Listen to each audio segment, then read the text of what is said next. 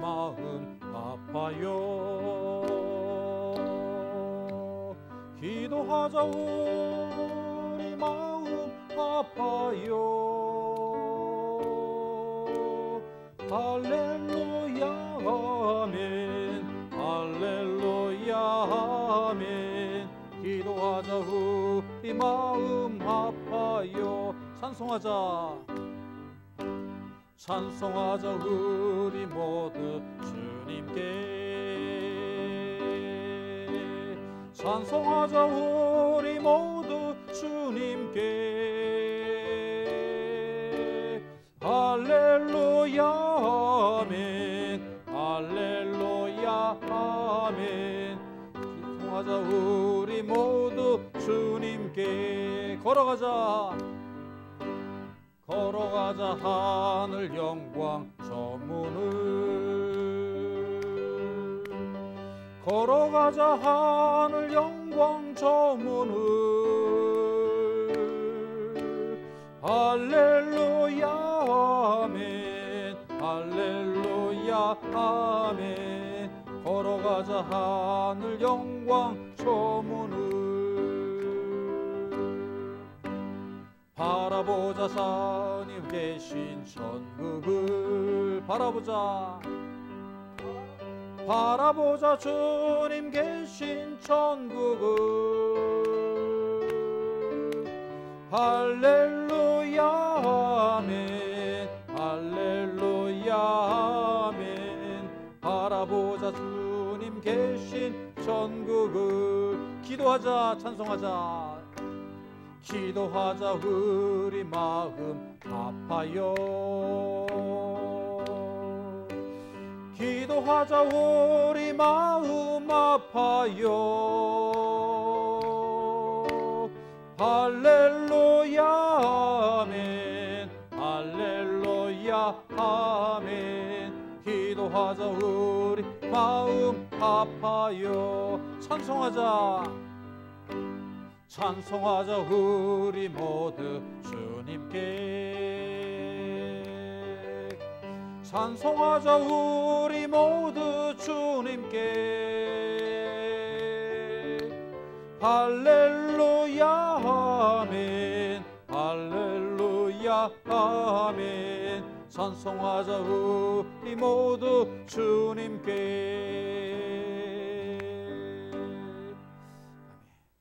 우리 두 번째 찬송 248장 마음을 정돈하시면서 하나님은 너를 지키시는 자.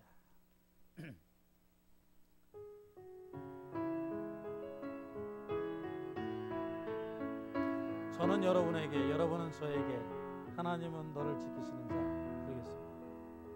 하나님은 너를 지키시는 자, 너의 우편에 그늘 되시니 낮에 해와 밤에 달도 너를 해치 못하리. 하나님은 너를 지키시는 자, 너의 환난을 면케 하시니 그가 너를 지키시리라. 너의 출입을 지키시리라. 눈을 들어 산을 보아라. 너의 도움 어디서 오나. 천지 지으신 너를 만드신 여호와께로. 눈을 들어 산을 보라. 눈을 들어 산을 보아라. 너의 도움 어디서 오나. 천지 지으신 너를 만드신 여호와께로다.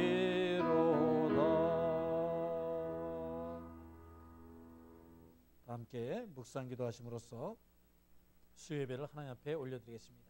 기도하시겠습니다.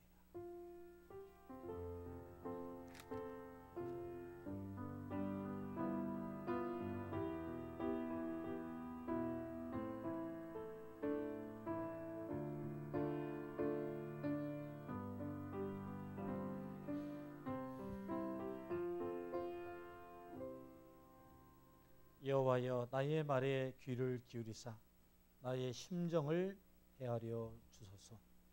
나의 왕, 나의 하나님이여, 내가 부르짖는 소리를 들으소서. 내가 주께 기도하나이다. 아멘. 하나님, 세상에서 많은 말을 하고 살지만은 하나님께 나와 저희들이 마음의 언어로, 영혼의 언어로 하나님께 기도를 올려드립니다. 아버지 하나님, 저희들 삶에 간절한 소원이 있습니까? 아픔이 있습니까? 주님 앞에 아뢰어야 할 저희들의 죄가 있습니까? 이 시간 주님 앞에 고하고 아뢰드리오니 주님 들으시고 주님께서 저희들의 심정을 헤아려 주시고 주님의 강한 팔로 저희들을 붙들어 주시옵소서. 저희들 일으켜 세워주시고 나약하고 연약한 곳 주님께서 강하게 하여 주시고 싸매 주시어서 주님께 의지하는 자는 결코 주님께서 버리시지 아니하고 주님께서 주님의 자녀로 삼아 주신다는 진리를 믿게 하여 주시옵소서. 오늘 이 시간 주님 앞에 엎드린 저희들 적은 소수지만 주님께서 저희들과 함께 하시어 저희들의 심령을, 저희들의 마음을 주님께서 받아 주시옵소서. 예수 그리스도의 이름으로 기도하옵나이다. 찬송가 380장 380장.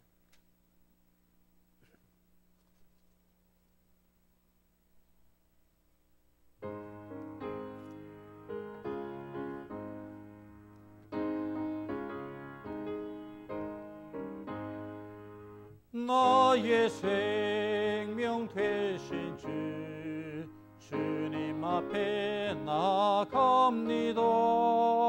주의 흘린 보혈로 정케하사 받아주소서. 날마다 주를 찬송하겠네.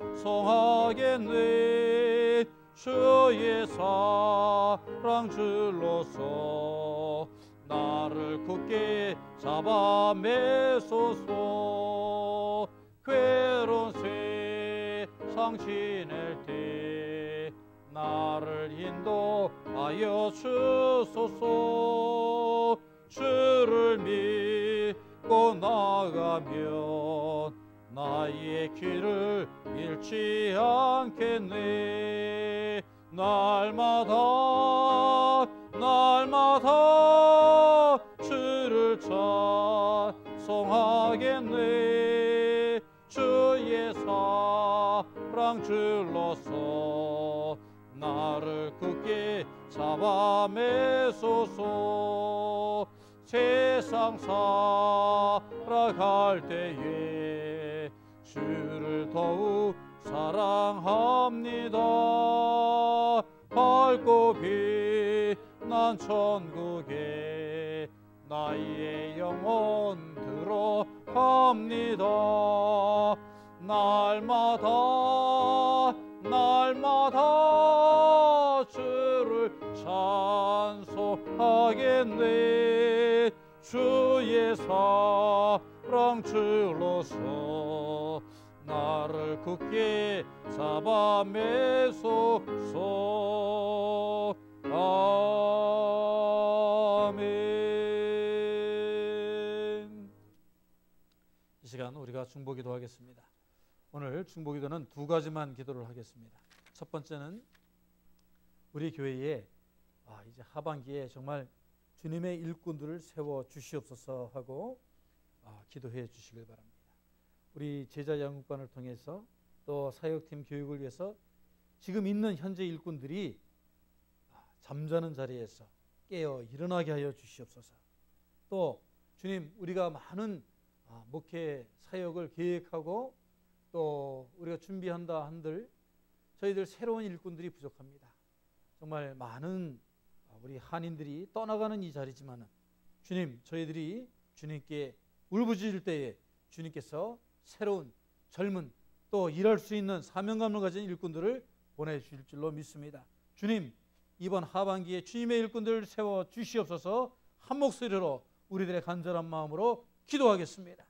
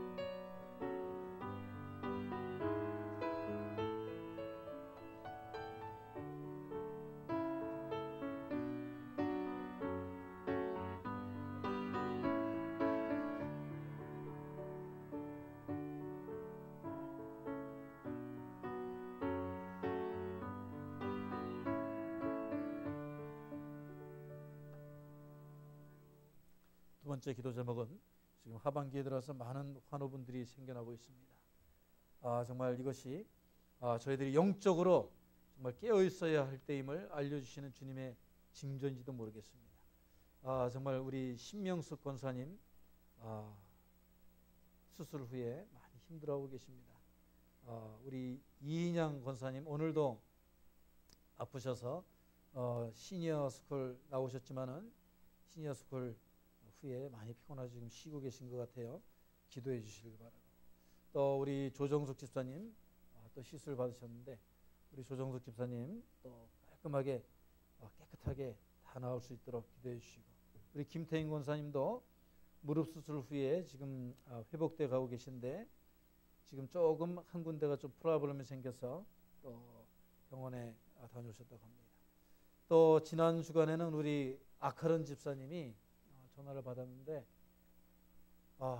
밤에 세븐일레븐에서 근무를 하다가 손님이 들어와서 행패를 부는 바람에 좀 다친 것 같아요. 그래서 계속 지금 전화하는데 전화가 안 돼요. 그래서 어느 병원에 있는지도 지금 수소문이 안 되고 해서 저희들 기도만 하고 있습니다. 정말 많은 우리 환우분들 지금 병원에서 또 퇴원 후에 회복 중에 계십니다. 또 우리 특별히 아카른 집사님 얼마나 다쳤는지 모르겠지만 빨리 회복되게 해주십시오 하고 우리가 이 시간 통성으로 기도하겠습니다.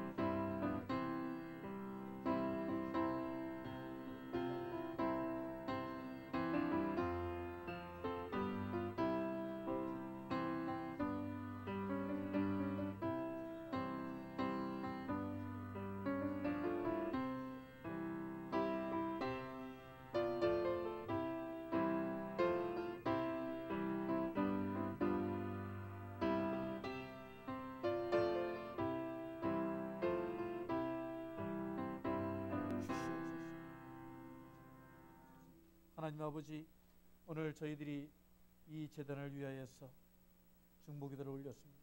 첫 번째로 아버지 하나님, 저희들 하반기에 참으로 많은 일을 계획하고 또 새롭게 결단하고 또 저희들 아버지 하나님 주님께 더욱더 부흥되는 교회로 또 부흥을 준비하는 교회로 변모되고자 노력하고자 합니다. 아버지 하나님, 그러나 저희들에게 사명감을 주셨는데 직분자들이 참으로 일꾼들로 서게 하여 주시옵소서.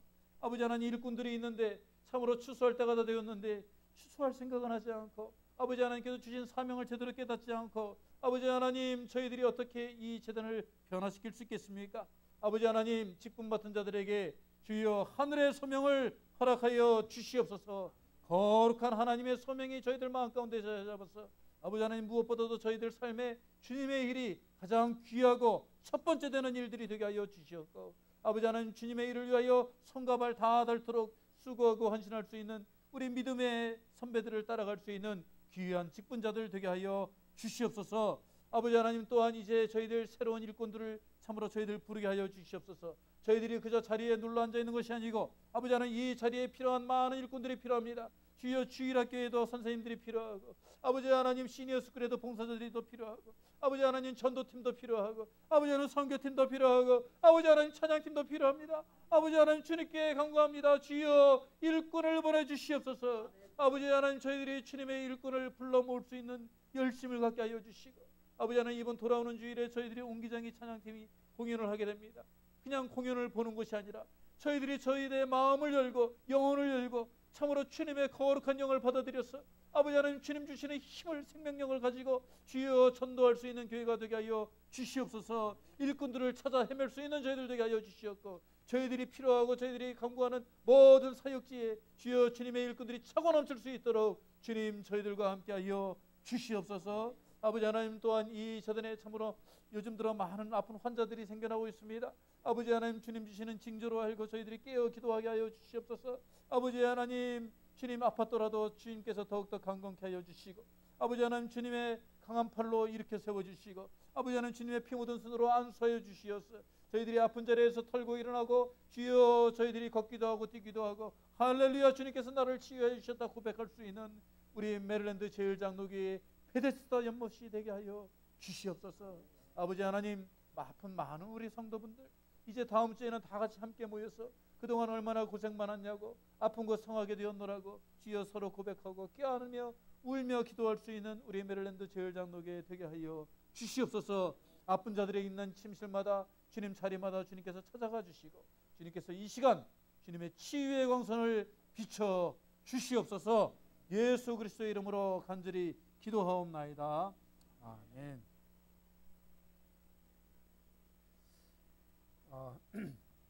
우리가 지난주에 이제 8과를 시작을 했습니다.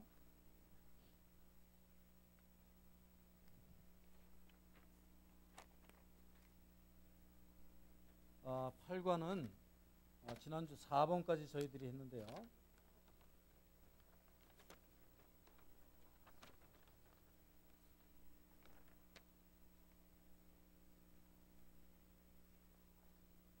그렇죠. 지난주 4번까지 했죠, 저희들이.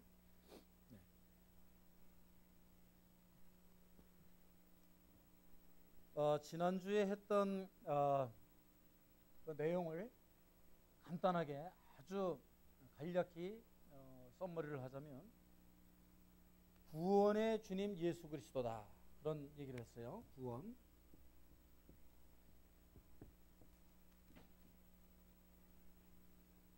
그러니까 특히 마가복음은 예수 그리스도께서 하나님의 아들이다. 그리고 예수님을 믿어야, 하나님의 아들이심을 믿어야 구원을 얻는다. 그것이 바로 예수 그리스도를 믿음으로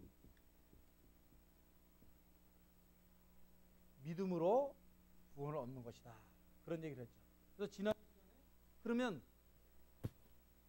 믿음이 뭐냐 도대체? 믿음이 뭐냐? 우리가 믿는다는 거, 페이스라는 거, 우리가 I believe라고 할 때 믿음이라는 건 과연 뭐냐? 그런 얘기를 했어요. 그래서 믿음이라는 건 첫 번째 우리가 머리로 믿는 것, 이성적으로 믿는 믿음이 있다고 그랬고, 두 번째 뭐예요? 머리로 믿는 믿음은 누구나 다 믿을 수 있다 그랬죠. 예?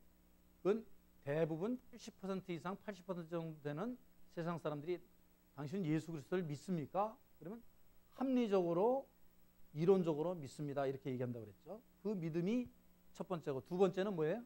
마음으로, 로마서 10장 10절에 나오는 마음으로, 그죠?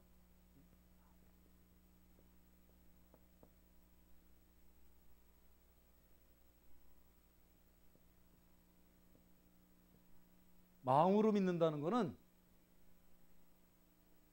내 마음 가운데 확신이 있는 거예요. 어떤 유혹이 있더라도, 어떠한 이단 사설이 어떤 물질적인 것으로 나를 꼬여낸다 할지라도 그런 유혹에 흔들리지 않는, 정말 내가 마음 가운데 확신이 있는, 이게 진리라고 믿는 거예요. 진실. 진실.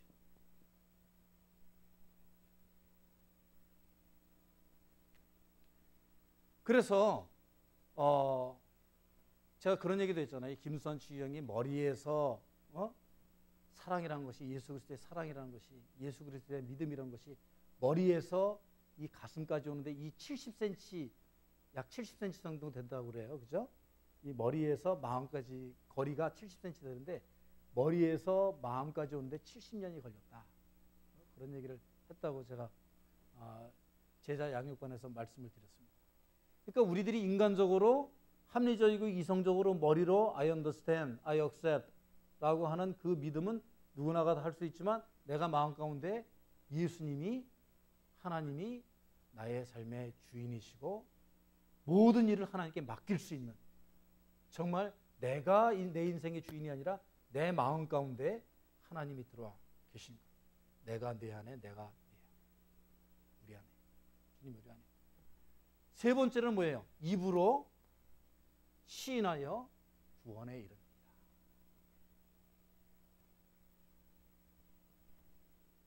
입으로 시인한다. 제가 그런 얘기도 했죠. 입이라는 게 그냥 우리가 입으로 말하는 랭귀지, 이것이 아니고, 우리가 이거는 위트니스로서, 지난주 우리 성경공부 교재 문제를 맞추면서 증거가 되게 하려 했다 그런 거죠. 3번 문제에서 보면은 저희에게 무엇 되려 함이라고 하셨나요? 증거. 근데 영어 성경에 보면 이게 한국말로는 증거지만 영어 성경에는 위트니스. 우리가 증인이 되어야 된다. 증인이 된다는 것은 우리가 예수 그리스도의 위트니스. 우리가 증언을 해야 되는 거예요. 입으로. 결국은 뭐냐?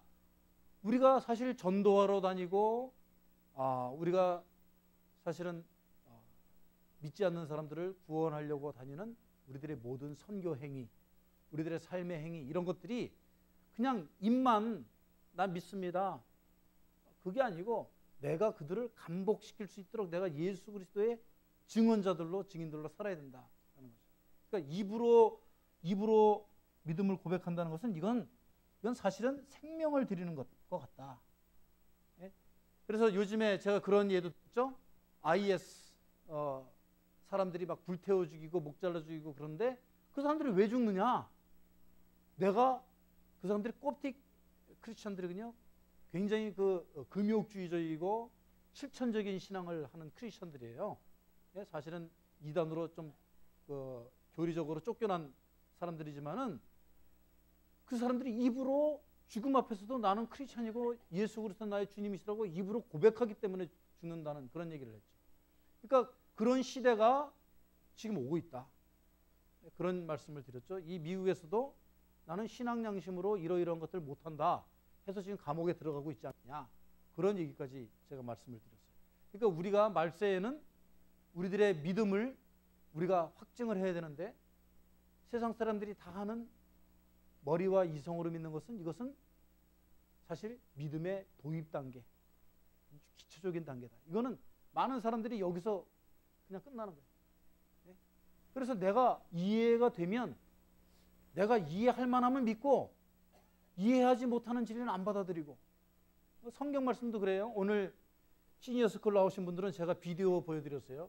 요즘 바이블 파노라마라고 해가지고 성경은 무엇이냐 이것부터 해가지고 비디오로 그런 비디오 스토리도 보여드리고 성경 공부를 왜 해야 되는지, 성경 공부를 하는 방법, 이런 것부터 아주 초보적인 것부터 그냥 와서 앉아서 들으시면 돼요. 다 그림으로 다 나와요. 그림으로 다 나와 설명도 해주고 그래. 그런데 거기에 보면 성경에 아직까지도 많은 과학자들이 지금 20세기 들어가지고 성경에 그 이전까지는 도저히 믿지 못하는 그런 진리들을 과학자들이 성경에 이것이 사실이라는 걸 밝혀내고 있다. 그러니까 성경 안에는 아직까지도 우리가 알지 못하는 시크릿 파일들이 엄청나게 많아요. 그거를 내가 이해를 해서 믿어? 내 이 작은 브레인으로 수많은 천체학자들, 철학자들, 과학자들이 그렇게 막 연구를 해도 밝혀내지 못하면 내가 내 머리로 이해하면 나는 그거 이해 못하니까 너나 믿어. 내 발바닥을 믿지. 그런 사람들이 얼마나 많느냐. 우리가 크리스천이라고 해서 머리로만 이해하는 믿음을 가져서는 안 되겠다. 그런데 예수님께서 바로 이 갈릴리, 이 팔레스틴 지역에 오셔가지고 내가 하나님의 아들이다. 네? 내가 하나님의 아들이야. 내가 메시아다. 이것을 지금 선포하시고 예수님은 말로만 선포하신 게 아니라 행동으로, 실천으로, 모범으로, 가르침으로 보여주시면서 모든 선교를 하셨어요.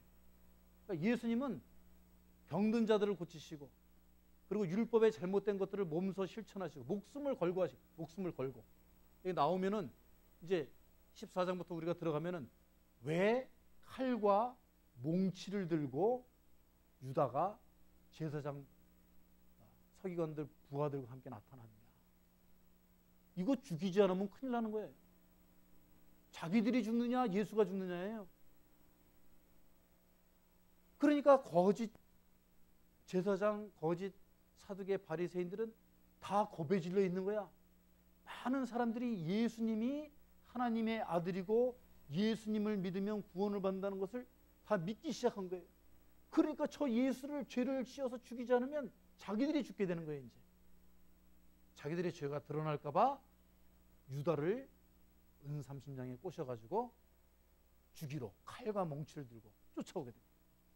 지금 우리가 그 장면에서부터 마가복음 그 장면에서부터 시작을 하는 겁니다.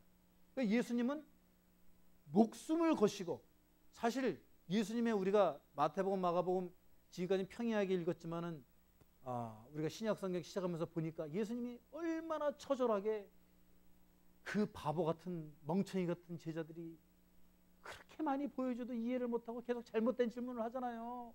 예? 예수님이 그렇게 예수님의 진실을 이렇게 해야 된다라고 설명하는데도 계속해서 나 한 자리 주시오. 내가 더 큰 자가 되게 해달라. 계속 예수님의 가는 길을 오해하고 있잖아요. 그런데 예수님은 한 발자국 한 발자국 계속 죽음을 향해서 희생을 향해서 달려나가고 계시다. 그 장면을 우리가 보는 겁니다. 그래서 오늘 5번 문제에 보면 자 너희가 다 나를 버리리라. 이는 기록된 바 내가 목자를 치리니 양들이 흩어지리라고 말씀하신 후 그러나 내가 살아난 후에 너희보다 먼저 어디로 가리라. 어디에 나옵니까? 그렇습니다. 선생님, 예, 정확히 맞추셨습니다. 이게 어디에 나오죠? 네, 우리 장로님들께서 제일 열심히 장로님께서 틀리시는 적이 없어요. 14장 28절에 보면 갈릴리로 가리라. 아니 그런데 진짜 이해가 안 가는 거죠. 예? 예수님께서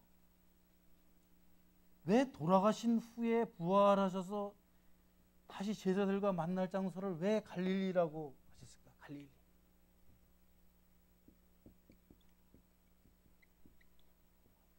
예? 왜 내가 갈릴리로 가리라? 그렇게 예수님이 말씀하셨을까요?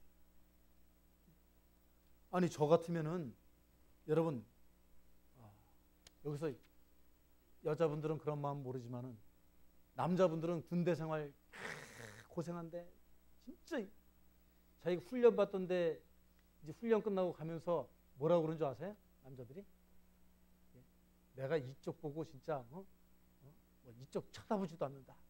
다시는 내 이쪽 진짜 이 근처에 오더라도 내 여기는 절대 안 들린다.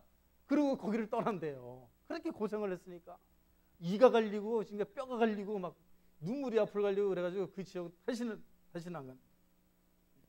갈릴리는 말 그대로 갈릴리 둥그렇다라는 의미가 있어요. 둥그렇다. 갈릴리가 사실은 이스라엘 중심부의 호수인데 바다처럼 큰 호수예요. 그러니까 갈릴리 바다라고 그러기도 하고 호수라기도 하고. 예? 근데 이게 둥그렇게 되어 있어요. 그런데 사실 거기에 어마어마하게 많은 아주 평야도 있고 또 고기도 잡을 수 있고 그러니까 도시들이 많이 있었어요. 가보나움이라는 도시 잘 아시죠? 거기가 주로 제자들이 거기 출신들이고 예수님도 그 근방에서 많은 역사학자들이 밝혀내기로는 약 150개에서 200개의 동네가 있었대요. 또 어마어마하게 많은 사람들이 있었어요. 그런데 이 지역이 원래는 굉장히 제가 마태복음 할 때도 설명을 드렸지만 풍요롭고 평야도 있고 물고기도 많이 나오고 그러니까 살기 좋은 동네였는데 여기를 로마하고 전쟁을 하면서 정책적으로 막 이렇게 사람들을 이스라엘 사람들이 깨끗하게 율법을 지키고 살지 못하도록 막 다른 이방의 민족 사람들을 막 이주를 시키는 거예요. 그러니까 쉽게 해서 짬뽕 지역이 되게 많아요. 짬뽕 지역. 그래서 장사하는 사람들도 많고 돈도 많고 그렇지만은 사람들의 믿음은 떨어지고 그러니까 예루살렘에 있는 사람들은 주로 믿음 생활 잘하고 율법을 잘 지키는 구별된 사람들, 예? 바리새인들, 사두개인들, 높은 자리에 있는 사람들이고 갈릴리 지역 사람들은 저 촌놈들, 저 깨끗하지 못한 놈들. 그래서 제가 그런 얘기도 했잖아요. 갈릴리 사람들 하도 여러 민족들이 짬뽕 되다 보니까 예? 저도 그런 적이 있어요. 저도 이게 어떤 영어가 오리지널 영어인지 잘 분간이 안 갈 때가 많이 있어요. 제가 공부한 그 매코믹 신학교라는 데는 한 학생들이 열 몇 개 국가에서 온 거예요. 아프리카도 뭐 저기 케냐에서 온 친구도 있고 여기서 온 친구도 있고 저쪽 친구들은 무슨 뭐 영국식 발음을 쓰고 이쪽은 무슨 뭐 이거 아프리카인지 영어인지도 모르고 인도 뭐 무슨 뭐 한국 저기 일본 중국 뭐 다 모이니까 처음에는 이게 영어인지 무슨 제가 아프리카어를 하는 건지 도저히 알아먹지 못해요. 그 정도로 여러 사람이 모이면 한 가지 언어도 막 발음이 프로넌세이션도 막 이상해 다 짬뽕이 되잖아요. 그런 식으로 이스라엘 어는 주로 또 히브리어도 쓰지만 아람어도 있었어요. 그런데다가 막 이방 언어들이 섞이니까 이거는 방언이 희한하게 된 거지. 그러니까 로마가 성전은 다 없애버리고 회당만 내버려뒀다 그러잖아요. 회당에서 다 동네 사람들을 율법을 가르치도록 그건 허용을 했어요. 근데 회당에 모였을 때에 돌아가면서 토라를 읽는다 그랬죠. 그런데 토라를 읽는데 갈릴리 사람이 읽으려고 그러면 갈릴리 사람 빠져. 네가 말하면 다 못 알아들어. 이 정도로 갈릴리 사람들을 천대했다는 거예요. 그런데 예수님은 그 갈릴리 사람들 중에서도 고기 잡는 배를 가지고 있는 부자도 있고 뭐 종을 가진 사람도 있고 그럴 텐데 예수님은 뭐 하는 사람이었어요? 목수였대요.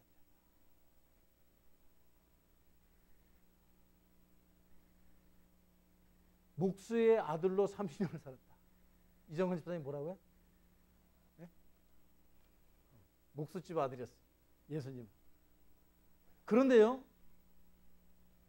말이 없이 예수님은 목수의 아들로 계속 지내셨어요. 그거 참 놀랍지 않으세요? 제가 오늘도 시니어스쿨 성경 공부하면서 그런 말씀했는데 말이 많은 사람이 뭘 할 것 같은데 아니라는, 그 놀라운 사실에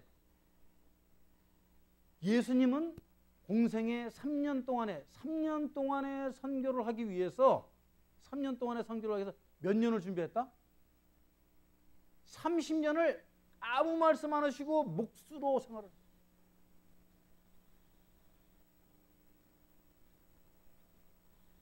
그거를 아셔야 되는 거예요. 그거를 알아야 되는 거예요. 그래서 이 갈릴리라는 지역에서 예수님은 30년 동안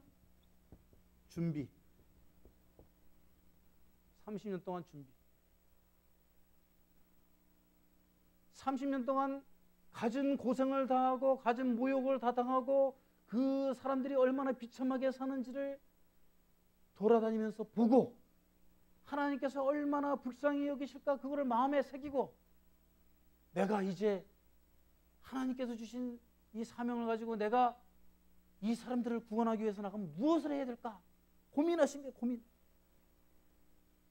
생각하고 또 생각하고 준비하고 또 준비하고 기도하고 또 기도하시고 시작. 세례 요한이 다 세례를 받자마자 그것으로 돌아다니면서 그동안 사실 뭐 예수님이 무슨 점쟁이에요? 돌아다니면서 베드로 야 너 일로 와. 예수님은 그 제자들도 30년 동안 준비하신 거예요. 그 지역에서 하나님의 마음에 들만한 사람이 어떤 사람인지 봐온 거예요. 그러니까 성경 말씀에 누구의 아들, 누구의 형제, 누구? 야곱의 형제 요한. 예수님께서는 이미 30년 동안 목수 일을 하면서 말없이 묵묵히 자기에게 주어진 생업을 하면서 철저하게 준비를 하신 거예요.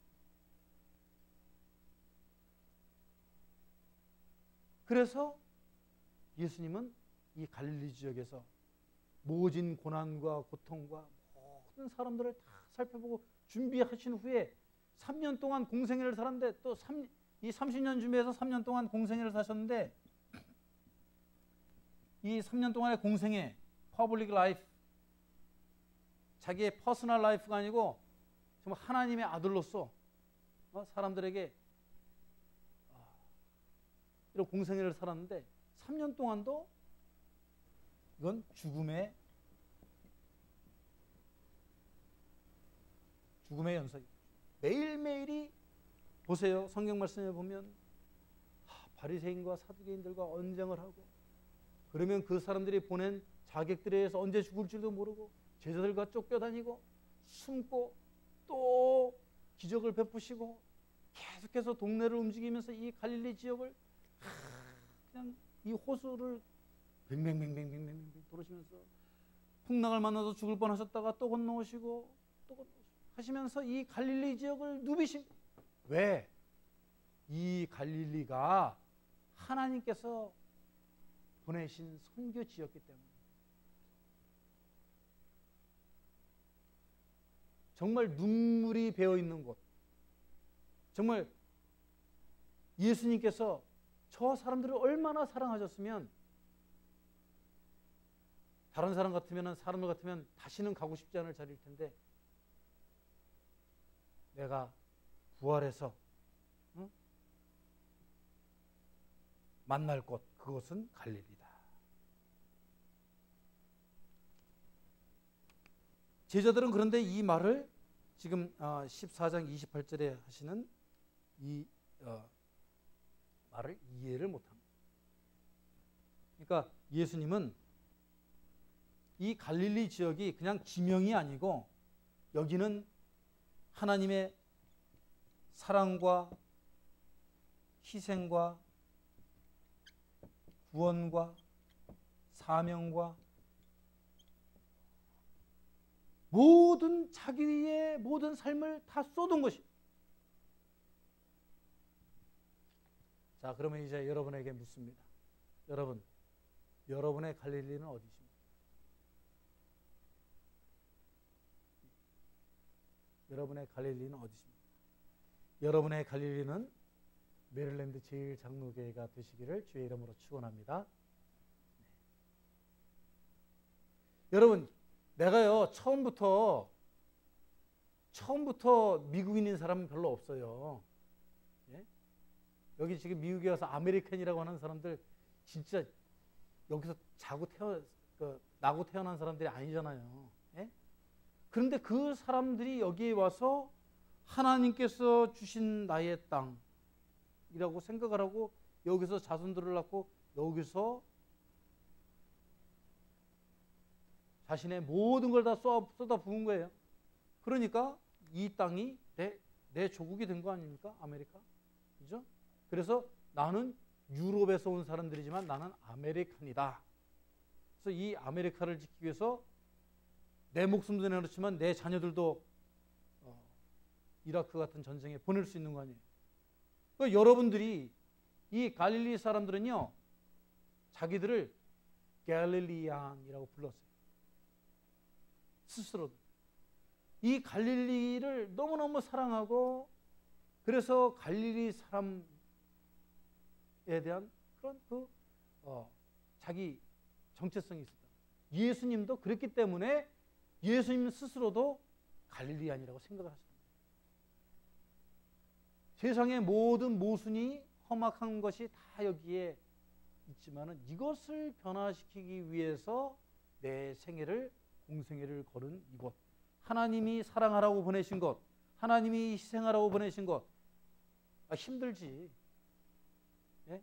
그렇지만 이곳이 바로 하나님께서 나에게 맡겨주신 것. 그렇게 생각해야지 우리가 교인이 되더라도 확실한 메릴랜드 제1장로교회 교인이 되는 거고, 예? 하나님께서 그런 사람에게 하나님의 성역을 맡기시고 또 자녀들을 축복하신 줄 믿습니다.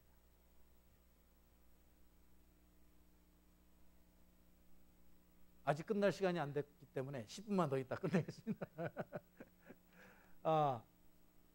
그래서 갈릴리는 예수 그리스도께서 생애와 사역을 다 보내신 그런 성역이었다. 자, 이제 우리가 6번으로 넘어갑니다. 그래서 예수님께서 제자들에게 그런 말씀을 하시고 우리가 마태복음에서 다 살펴보았지만은 무화과 나무의 비유를 말씀하시고, 그러니까 이제 마지막 때가 가까웠는데 이 예루살렘, 이 무화과 이스라엘이 이제 잎사귀만 많지 열매가 없다. 그런 얘기도 하셨고, 마지막 때는 아무도 모른다. 그런 말씀하셨고, 이제 14장에 들어가니까 14장 28절에 예수께서 베드로의 그 부인을 이제 받게 되고, 네가 닭이 2번 울기 전에 네가 3번 나를 부인하리라. 닭이 2번 울기 전에 나를 3번이나 부인할 것이다. 14장 30절.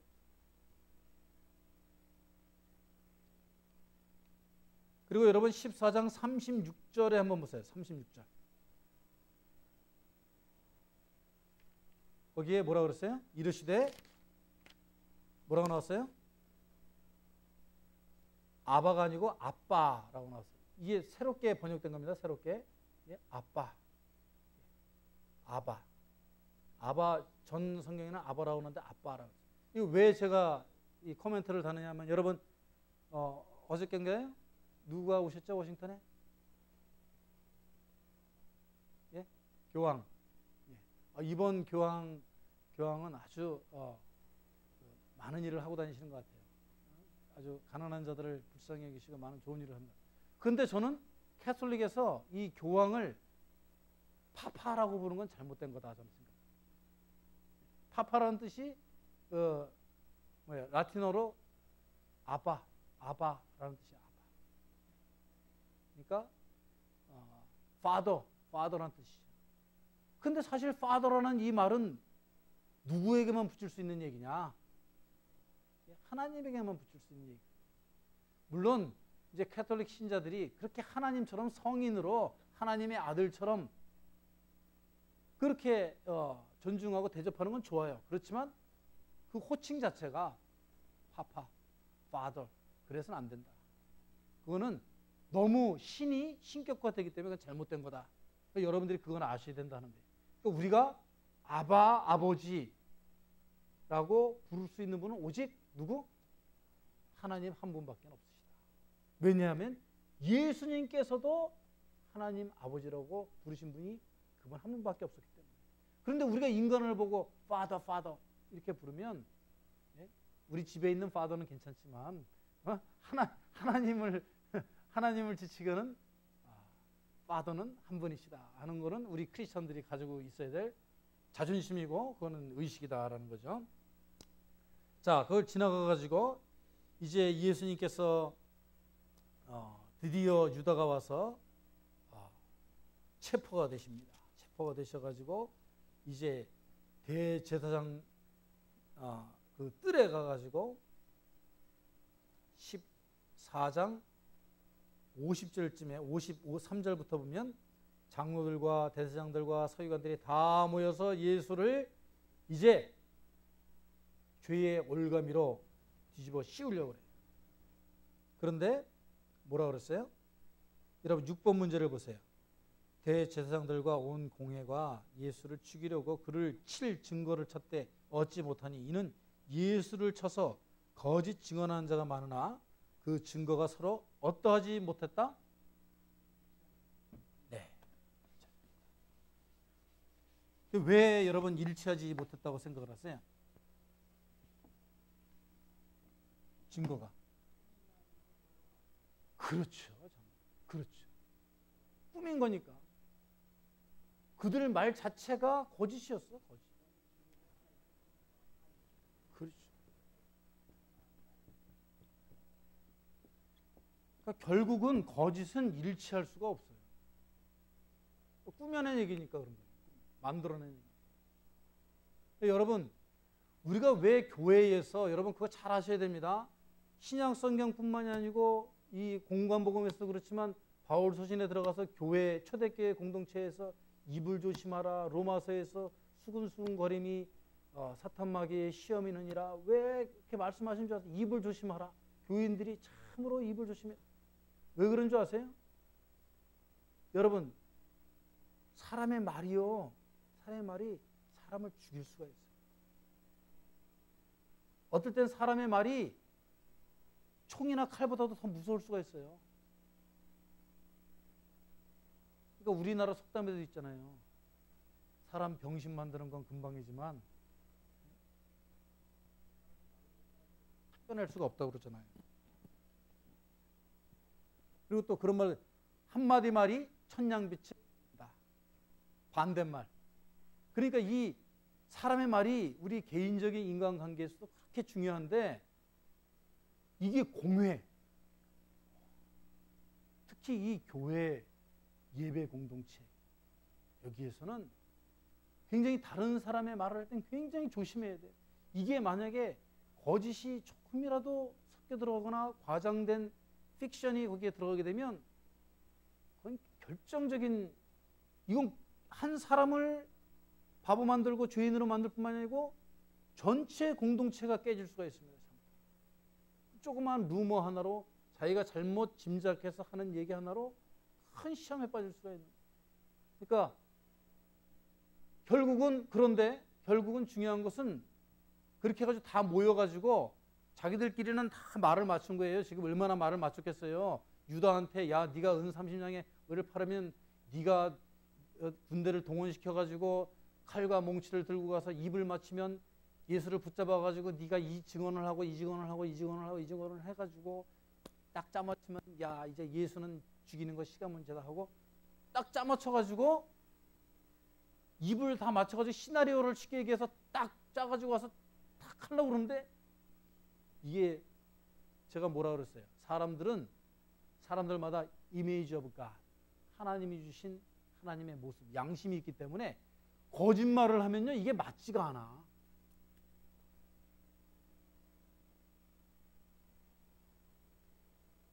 안 맞게 돼 있어요. 거짓말을 실제로 본 사건이 아니고 실제로 증거가 있는 사건이 아닌데 거짓이 어떻게 일치를 해? 그러니까 그게 모함이라는 것이 모든 사람들이 다 알 수 있게, 그래서 그 증언이 서로 일치하지 못함이라 그렇게 나온 겁니다. 그러니까 결국은 꾸며낸 이야기로 예수님을 죽이려고 했다. 그런데 여러분 잘 보십시오. 성경 말씀이 놀라운 비밀이 숨어 있습니다. 59절 말씀 보세요.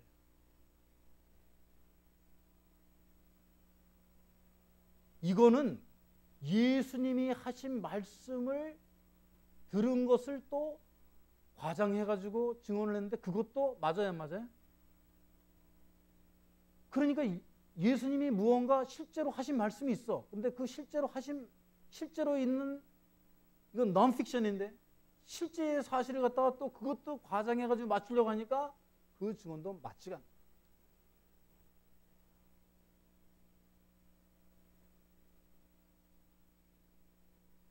그래서 65절에 보면 이런 말씀이에요. 어떤 사람은 그에게 침을 뱉으며 그의 얼굴을 가리고 주먹으로 치며 이르되 선지자 노릇을 하라 하고 손바닥으로 치더라. 왜 그럽니까? 자기들은 이미 시나리오를 짜가지고 이 사람을 죽이기로 결정을 하고 말을 맞추는데 말이 잘 안 맞는 거야. 그러면 이 거짓을 행하는 사람들, 뭔가 시나리오를 짜가지고 사람을 죽이기로 하는 사람이 잘 안 맞으니까 어떻게 돼요? 화가 나죠. 자기들이 막 분노하게 되는 거예요. 그러니까 스스로 이런 모습을 보이게 된다 하는 겁니다. 그런데 반대로 61절에 보세요. 예수님은 어떠하셨는가 보세요. 예수님은 침묵하고 아무 대답도 아니하시거나. 그러니까 그겁니다, 여러분. 진실은 언제든지 하나님께서 보장해 주시고 밝혀 주시는 거예요. 그러니까 예수님은 이 사람들이 스스로 자기들이 거짓이라는 것이 드러나잖아요. 그러니까 예수님이 할 말이 뭐가 있어요? 자기들 스스로가 말을 하는데 전부 안 맞고 들통이 나는데 어떻게? 그러니까 예수님은 가만히 계셔도 자기들 스스로가 자기들의 죄를 인정하게 된 거예요. 그래서 우리가 이제 그 다음 문제를 풀면은 7번 문제를 보세요. 빌라도는 대제사장들이 뭐로 예수를 이거 굉장히 힘든 문제입니다. 예. 어디에 나오죠? 그렇습니다. 야, 그걸 또 찾아내셨네. 대제사장들이 뭐 물건으로 넘겨준 게 아니고 뭐 때문에 넘겨줬어요? 시기. 예. 시기로 예수를 넘겨준. 그러니까 제가 얘기한 대로 대제사장들이 이 구원의 통로가 되어야 되고, 대제사장들이 존경을 받아야 되고, 대제사장들이 결정권을 가져야 되고, 대제사장들이 무리들을 다스려야 되고 그러는데, 아니 이 대제사장들이 누려야 될 이런 존경과 구원과 이런 추앙을 누가 받고 있어요 지금? 예? 예수님이 받고 있는 거예요. 그러니까 이건 자기들의 자리를 빼앗겨 버리는 거예요. 그러니까 시기가 일어나는 시기가. 이 시기의 출발점은 뭡니까? 시기의 출발점은 질투예요. 질투. 그러니까 여러분 질투가 얼마나 무서운 건지. 그러니까 절대로 가족, 형제 자매 간에도 질투를 하면 안 돼요. 그러니까 부모님들이 자식들, 저도 둘이 있는데 이거 참 공평하게 하기가 힘듭니다. 예? 공평하게 빵을 주더라도 똑같이 두 개를 줘야지. 조금만 큰 거 줘도 큰일 나요. 그러듯이 이게 공평하게 해야 됩니다. 공평하게. 그런데 우리가 이제 그런 먹고 뭐 물건적인 그런 질투가 아니고 우리가 예수님의 사랑으로 사랑하고 우리가 서로 용납하고 화해하고 왜 자꾸 이런 말씀을 하시냐면 우리 인간들이 잘하는 게 뭐냐면 인간들이 덮어주고 사랑하고 용서하고 화해하고 이런 건 잘 못해. 근데 이 인간의 이 욕심 속에는, 이 본성 속에는, 예? 이 죄, 시기, 질투하는 거. 남이 나보다 잘하는 거, 남이 자기보다 좋은 거 가지고 있는 거, 남이 자기보다 행복한 거, 잘생긴 거, 예쁜 거 절대 못 봐. 예? 절대 이상한 거죠. 이상. 교회 안에서도 그런 일이 너무너무 많이 있어요. 아무튼 질투거리를 찾아가지고 뭐 질투될 만한 게 없는 거를 막 찾아가지고 만들어내. 인간들이 그 무서운 겁니다. 그게 교회 안에서 진짜 섬기고 봉사하고 선교하고 일하고 막 이러는데 바쁘면 그런 게 안 생겨. 그런데 그런 걸 안 하고 그냥 주위에서 이렇게 맴도는 사람들은 꼭 그 질투거리를 만들어내.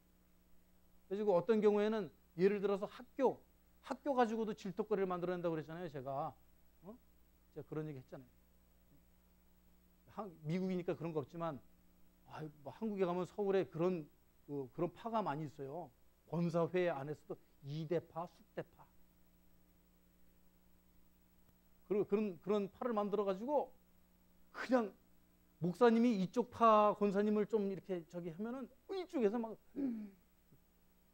자, 그 얘기는 좀 그만하고.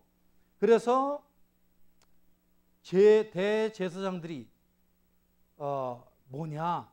결국엔 종교 지도자들인데 사실은 이 사람들이 예수 그리스도가 메시아임을 바로 보고 이 대제사장들이 예수님을 세워주고 살려주고 높여줘야 되는데 자기들의 시기심 때문에, 질투심 때문에 예수 그리스도를 죽이려고 했다. 자, 그런데 여러분 11절에 보세요. 대제사장들이 무리를 어떻게 하여? 충동하여. 충동하는 건 뭐예요? 부추기는 거죠. 그죠? 쉽게 해가지고 불난 집에다가 재를 뿌려요? 불난 집에다가 휘발유를 갖다 붓는 거죠. 휘발유. 불난 집에 부채질하기. 예? 이게 바로 인간들이 죄를 저지르는 모습인데 그 시작은 마음에 있는 조그만 질투심 때문에 시작합니다. 그러니까 이 세상에 가장 위대한 사람은 뭐냐면은 전쟁에 나가서 이긴 장수도 아니래요. 그렇다고 자기 와이프를 이기는 사람도 아니래요. 이 세상에서 가장 위대한 사람은 자기의 마음을 정복하는 사람. 아셨죠, 여러분? 전쟁에서 이겼다고 자랑할 것도 아니고 내가 와이프를 확 잡았다고 와이프를 자기가 한다고 그런 남자들도 못난이래. 근데 자기 마음을 정복한 사람. 자기 마음 가운데 일어나는 풍랑을 잔잔케 할 수 있는, 자기 마음 가운데 일어나는 시기와 질투와 미움을 잠재울 수 있는 그 사람이 진정한 하나님이 구하시는 부도자고 하나님의 자녀가 될 수 있는 사람. 그 얘기는 바로 그 다음에 이어서 하겠습니다. 그래서 이 대제사장들이 예수님을 시기했기 때문에 받아들이지 못했고 이 무리들을 충동하게 되었고, 여러분 보세요. 그래서 결국에 15절에 보면 이 대제사장들의 시기와 충동과 미움이 어떻게 되느냐, 빌라도를 움직이게 해가지고 15절에 뭐라고 그랬어요? 빌라도가 무리에게